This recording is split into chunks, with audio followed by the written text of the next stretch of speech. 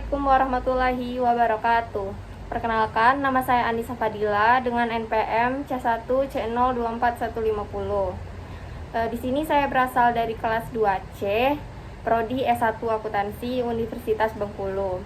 Maaf Bu, sebelumnya saya menggunakan masker dikarenakan saya lagi sakit cacar.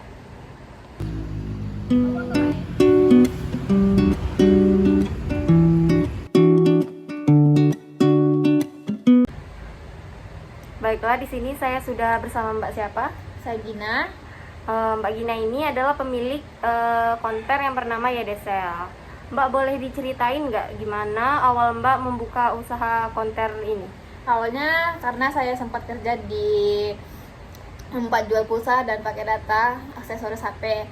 Dari situ saya lihat peluangnya cukup bagus, soalnya zaman sekarang sangat berbeda. Semua orang membutuhkan kota, paket data, dan pakai listrik.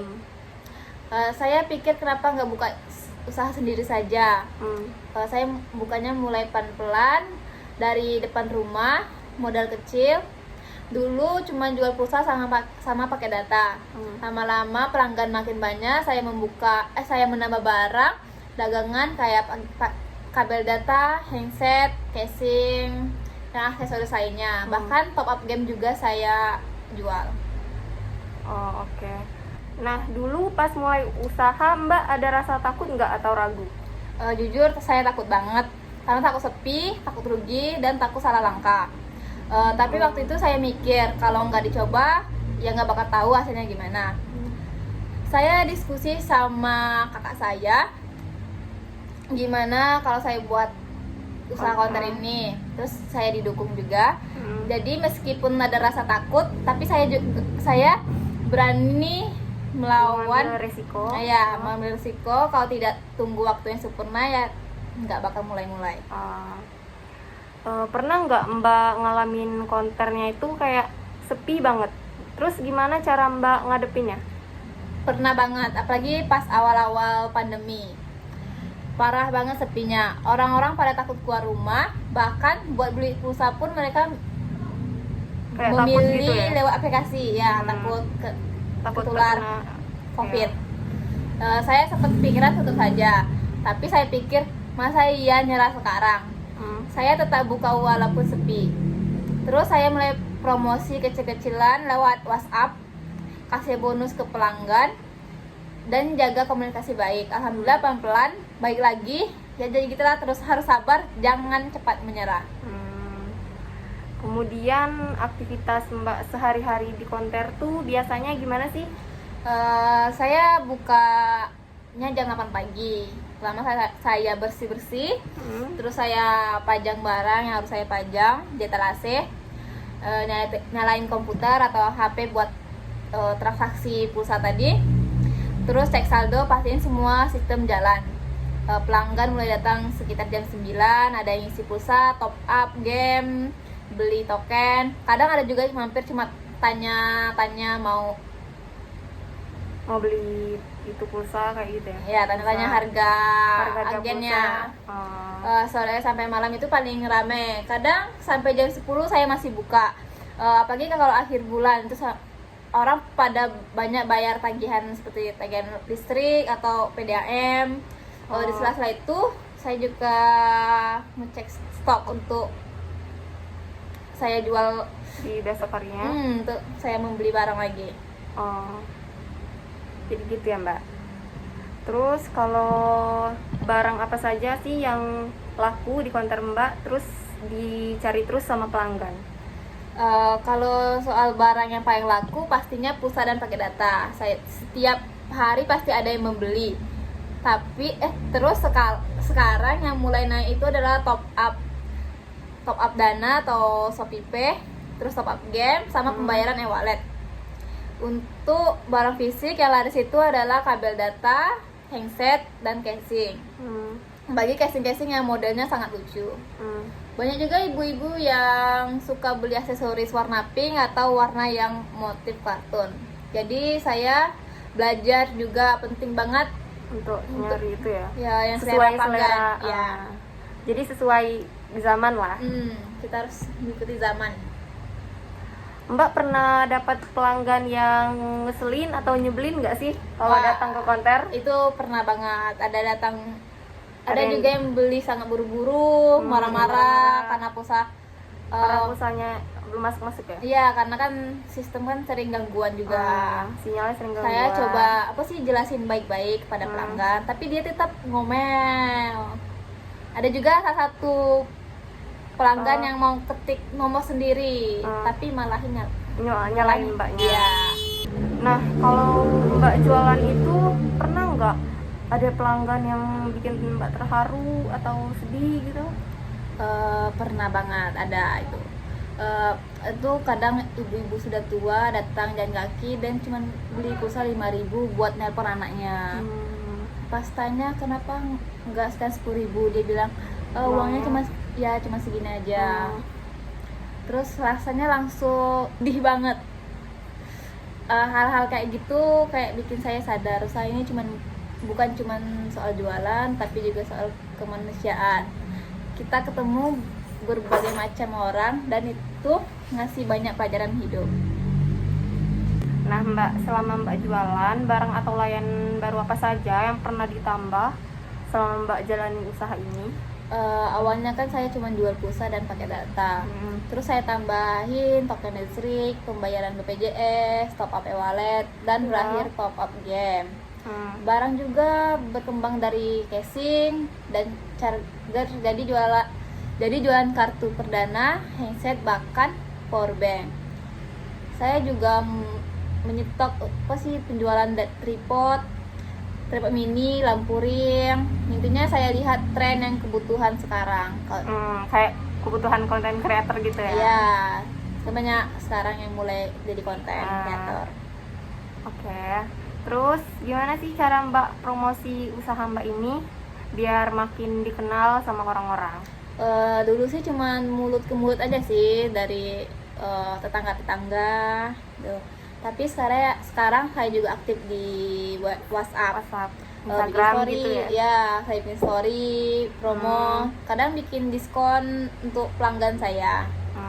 Saya juga gabung di grup warga, jadi tiap ada kebutuhan warga bisa kontak langsung ke saya.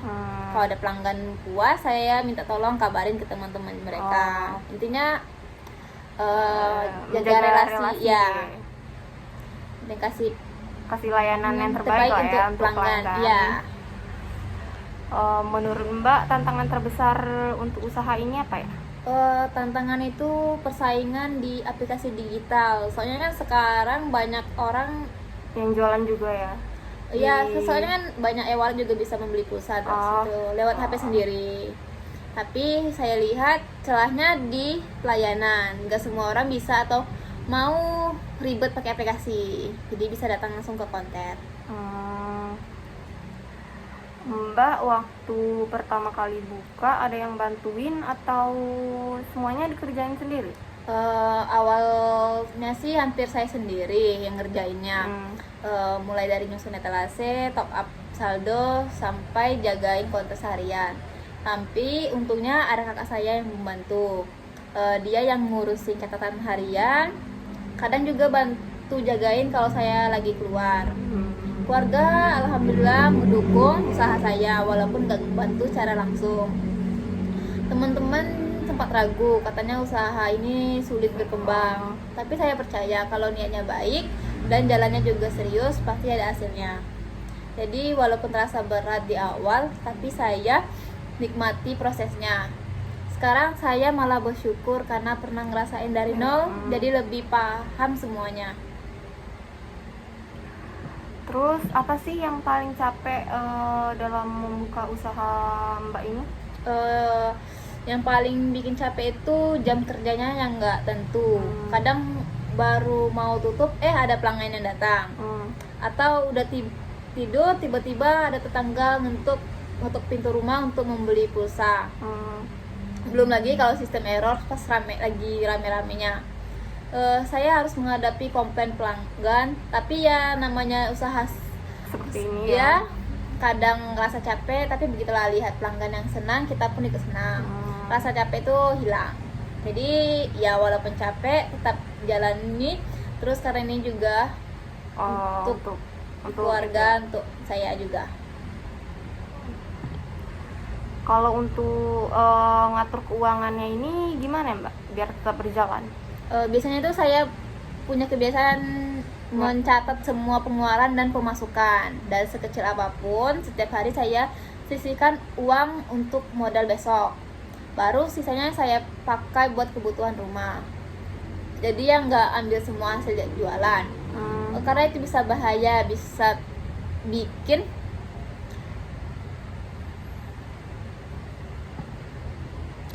saya pernah dulu lalai dalam menghitung keuangan, pakai semua hasil jualan buat keperluan lain. Sejak itu saya disiplin. Saya juga belajar pelan-pelan soal manajemen dari YouTube biar bisa lebih rapi. Pokoknya jangan campur aduk antara uang pribadi dan uang usaha. Kebetulan Mbak juga itu ya SMK-nya jurusan Ya. manajemen. Ya, sedikit Jadi, paham juga saya. Pemasaran ya? Ya, pemasaran. Jadi sedikit nyambung ya sama usaha ini. Ya. Nah, Mbak pernah nggak ngalamin kerugian atau bagaimana sih Mbak biar bangkit lagi dari kerugian Mbak tersebut? Pernah banget, saya pernah kehilangan saldo jutaan. Itu tuh karena lagi sistemnya lagi error. Waktu itu server pusatnya lagi down.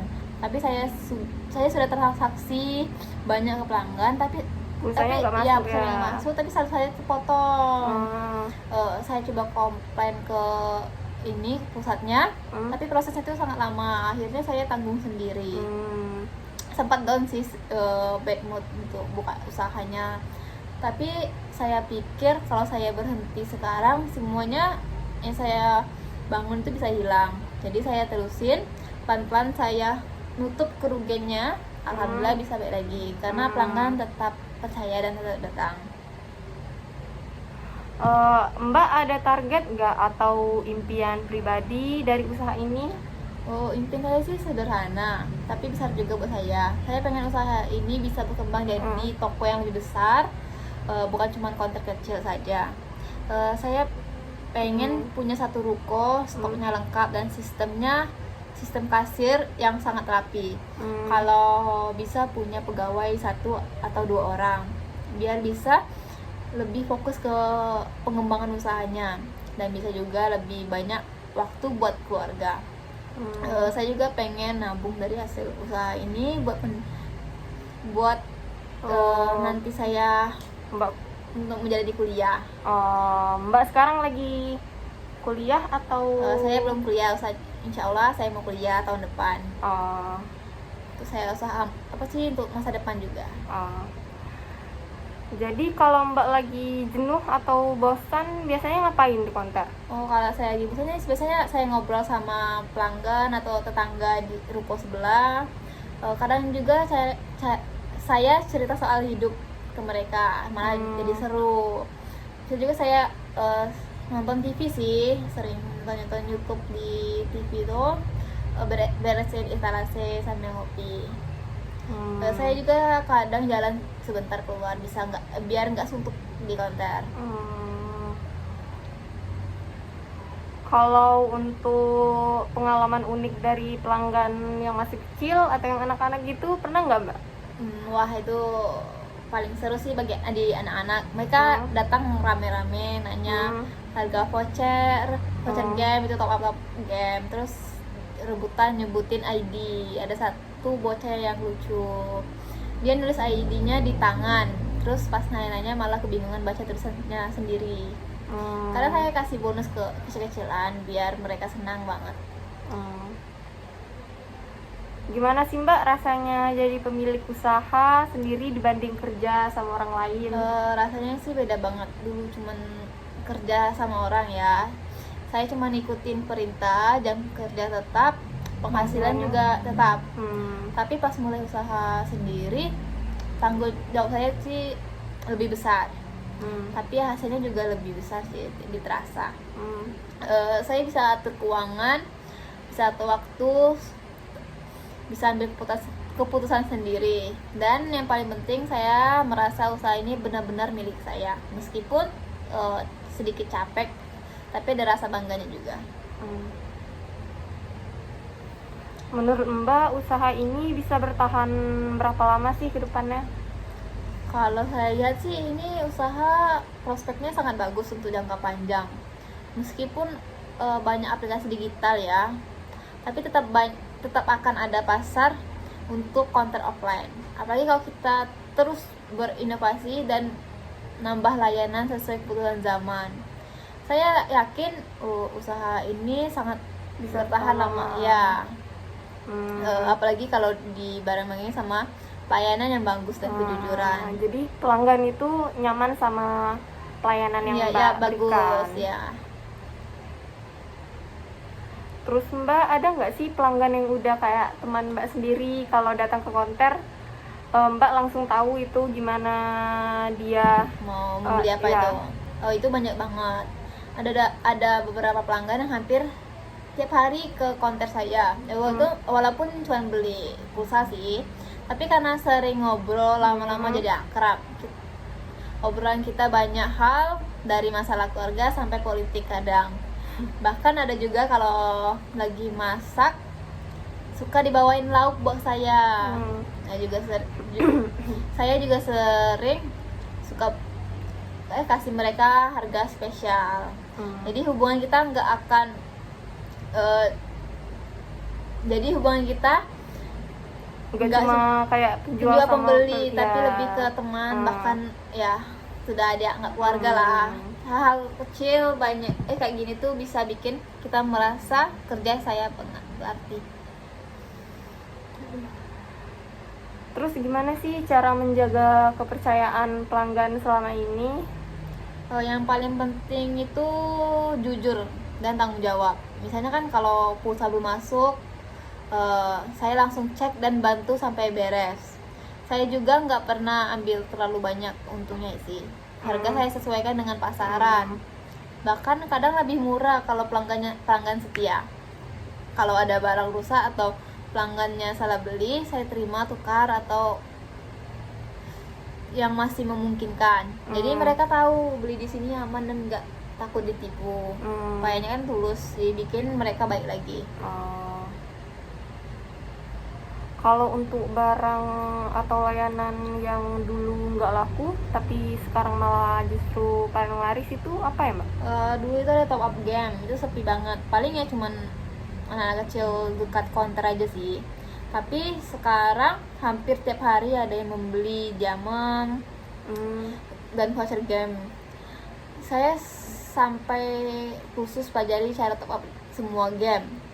Karena makin banyak yang tanya. Awalnya saya kira ini cuman tren sesaat kan, tapi ternyata terus naik. Sekarang malah jadi salah satu pemasukan utama.